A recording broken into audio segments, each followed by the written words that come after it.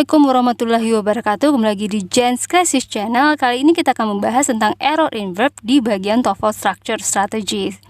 Nah, jadi kalau error in verb ini akan kita temukan di soal structure, yaitu di bagian written expression, dimana kalau ada kata kerja di garis bawahi, maka kita harus mempertimbangkan untuk mencek kemungkinan kesalahannya adalah yang pertama, kemungkinan kita harus mencek subjek, berarti kesalahannya kemungkinan subject verb agreement yang sudah kita bahas di video tersendiri, yaitu video subject verb agreement. Silahkan dicek, itu karena saking banyaknya jadi videonya tersendiri. Nah, kalau seandainya subjeknya sudah agree dengan si verbnya, jadi kalau ada verb di garis bawahi, kita langsung cek apakah subjeknya sudah agree dengan si verbnya. Nah, kalau dia sudah benar, maka yang kita cek yang kedua adalah tenses, yang ketiga adalah form, dan yang keempat adalah meaningnya. Jadi yang kita terakhir kali mengartikannya ya. Jadi ada 4 yang kita harus cek: subject, tenses, form, dan meaning. Di video kali ini kita akan membahas tentang tenses. Ketika ada verb di garis bawahi, bagaimana kita mencek tenses dalam kalimat tersebut. Nah, jadi ketika ada verb di garis bawahi, maka kita akan cek apakah kalimat itu tensesnya simple present, simple past, simple future, present perfect, dan past perfect. Jadi tenses itu ada 12, tapi yang sering dijadikan masalah dalam TOEFL hanya 5 tenses ini saja. Nah, jadi untuk bisa mengetahui apa kesalahannya, tentunya kita harus paham dulu dengan tensesnya. Jadi kita akan overview sebentar tenses kelima tenses ini. Nah, kalau dalam soal tersebut yang digarisbawahi adalah verb bentuk pertama, verb pakai s atau is, ataupun contohnya watch dan watches, ataupun is am are, dan juga do does, maka itu adalah verb dalam bentuk simple present. Nah, seandainya dia digarisbawahi, maka kita cek apakah kalimat itu secara konteks sudah simple present.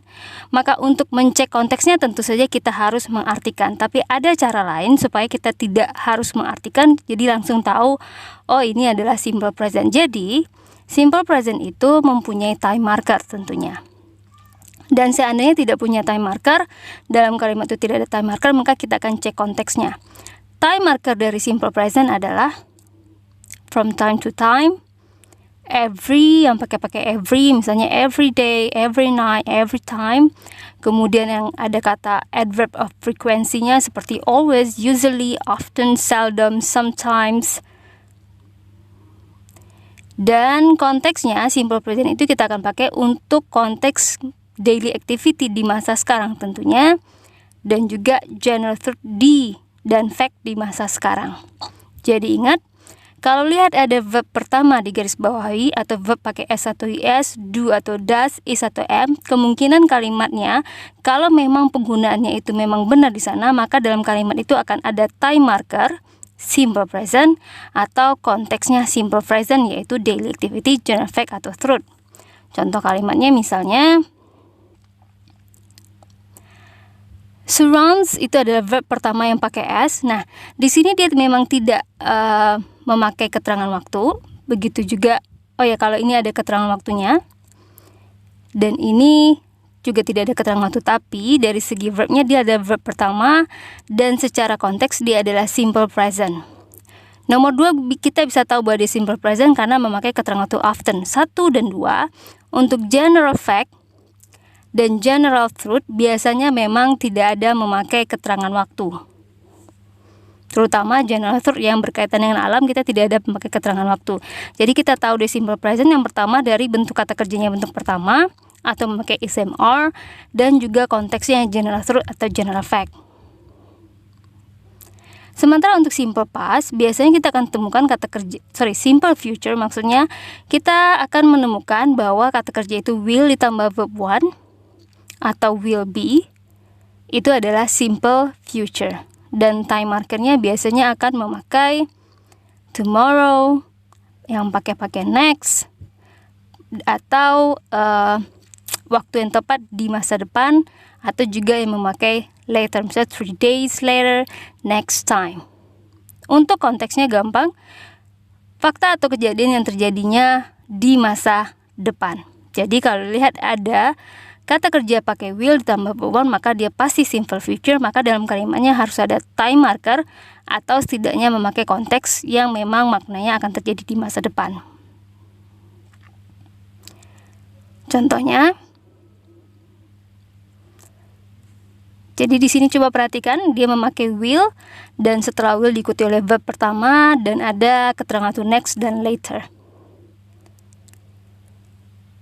Sementara kalau verbnya dalam bentuk kedua atau memakai was, untuk keduanya bisa regular yaitu yang pakai ed dan irregular yang tidak beraturan, contohnya seperti wrote, dan memakai to be, was, were, dan auxiliary did, maka itu pasti simple past. Nah, biasanya dalam kalimatnya kita akan temukan time markernya seperti yesterday, pakai last atau pakai ago, atau keterangan waktu di masa depan yang tepat, misalnya 1994.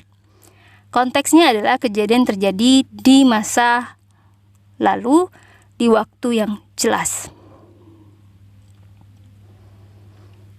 Contohnya adalah, coba perhatikan move di sini bentuk kedua dan ada keterangan waktu ago, ada kata kerja to be was dengan keterangan waktu 1920-an. Dan ini ada kata kerja did not live dan ada keterangan waktu last. Nah, ini adalah contoh dari penggunaan simple past.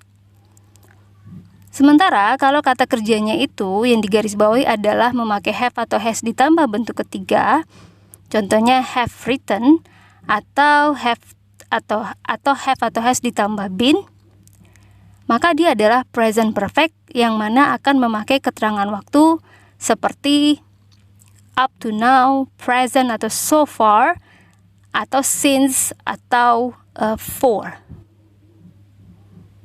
atau tidak pakai keterangan waktu sama sekali. Nah, konteksnya adalah ada dua. Biasanya ini adalah menceritakan kejadian terjadi dari dulu dan masih dilakukan sampai sekarang.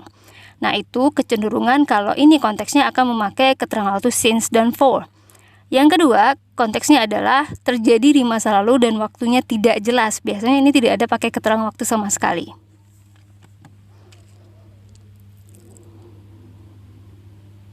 Contohnya,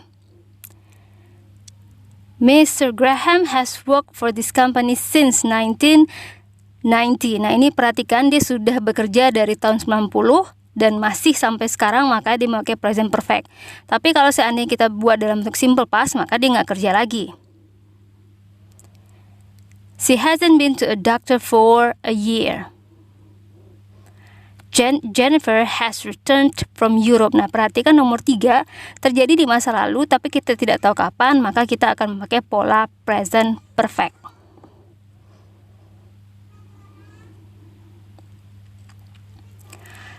Dan kalau ada kata kerja di garis bawahi memakai had ditambah verb ketiga atau had ditambah been, contohnya had written.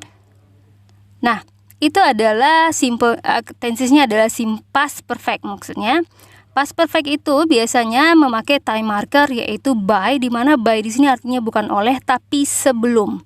Jadi by-nya diikuti oleh keterangan waktu. Contohnya by last night, sebelum tadi malam, by 2012. Atau dia juga bisa dipasangkan dengan klausa simple past dengan kalimat yang memiliki tensi simple past dan biasanya menggunakan penghubung before atau after. Untuk konteksnya, ini contohnya I had met him before he got married, atau he had married after he met me. Perhatikan di situ, di contoh sebelumnya itu penggunaan past perfectnya di kalimat utama, sementara kalimat pembantunya before he got married kita memakai simple past. Jadi kalau pakai before maka setelah simple past. Sementara di kalimat kedua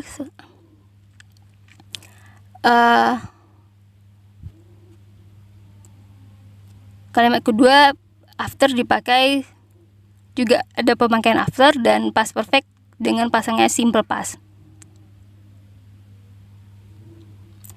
Nah, kemudian ini adalah konteksnya, penggunaan past perfect digunakan untuk menjelaskan kejadian yang terjadi sebelum kejadian lain di masa lalu. Jadi ada dua kejadian. Kejadian pertama itu kita memakai pola past perfect.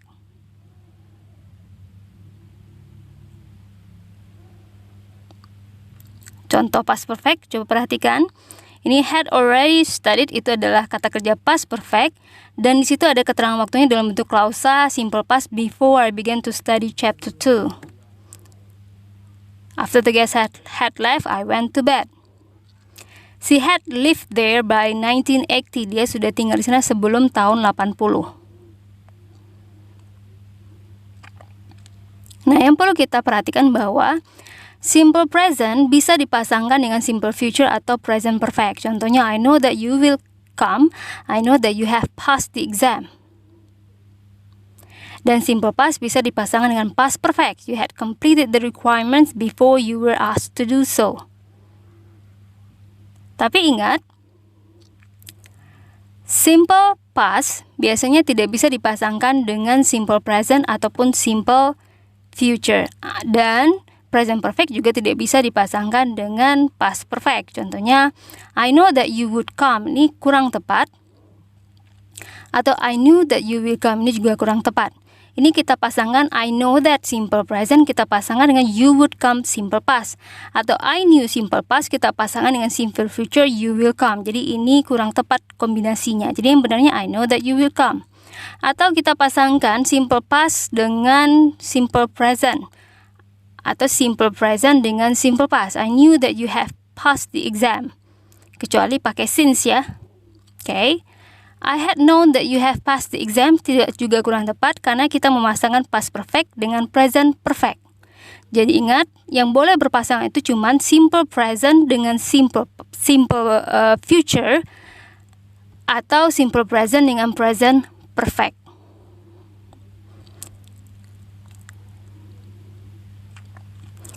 Contoh dari soal error in verb tense. Jadi sebelum kita mencek errornya, tentunya kita harus tahu ciri-ciri dari tenses tersebut.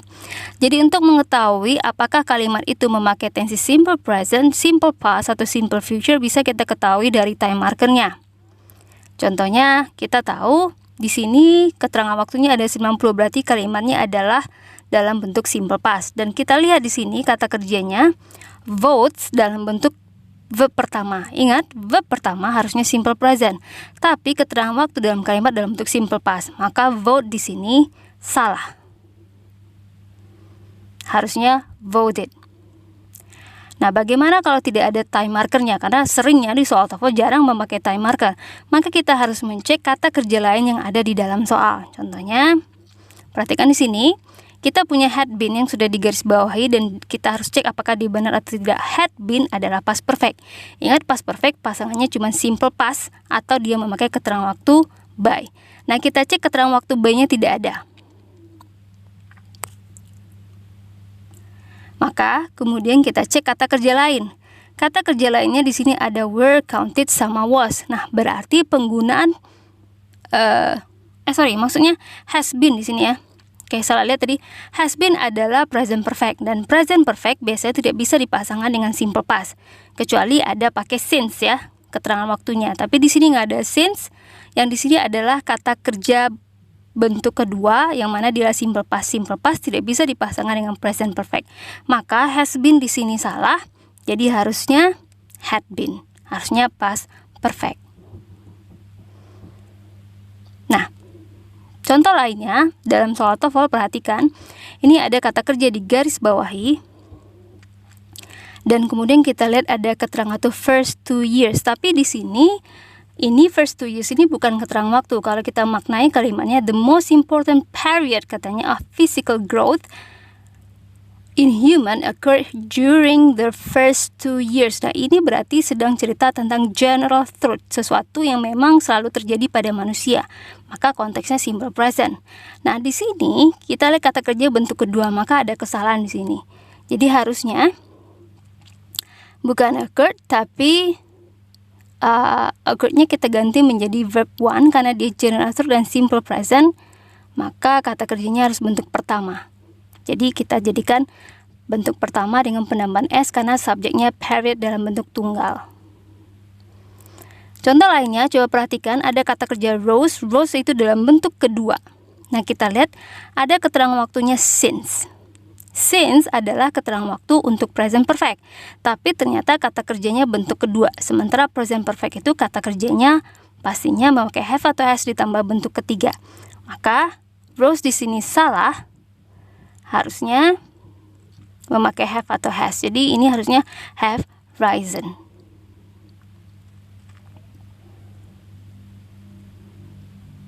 Nah, jadi ingat ketika ada verb di garis bawahi, yang pertama kita cek adalah subjeknya. Kita akan mencek apakah sudah agree dengan si verb. Kalau sudah benar atau sudah agree, maka kita cek tensesnya. Ternyata tensesnya, jadi apakah tensesnya antara verb dengan time marker ataupun konteks dari tenses itu sudah tepat. Misalnya kalau verb 1 berarti konteksnya simple present dan memakai keterangan waktunya seperti every. Nah, kalau sudah cocok, maka itu benar. Nah, maka yang ketiga kita akan cek adalah bentuknya. Nah, untuk bentuknya kita akan bahas di video yang berbeda. Oke, silakan cek video kita Error in Verb Part 2. Untuk kali ini semoga bisa dipahami. I think that's all. Assalamualaikum warahmatullahi wabarakatuh.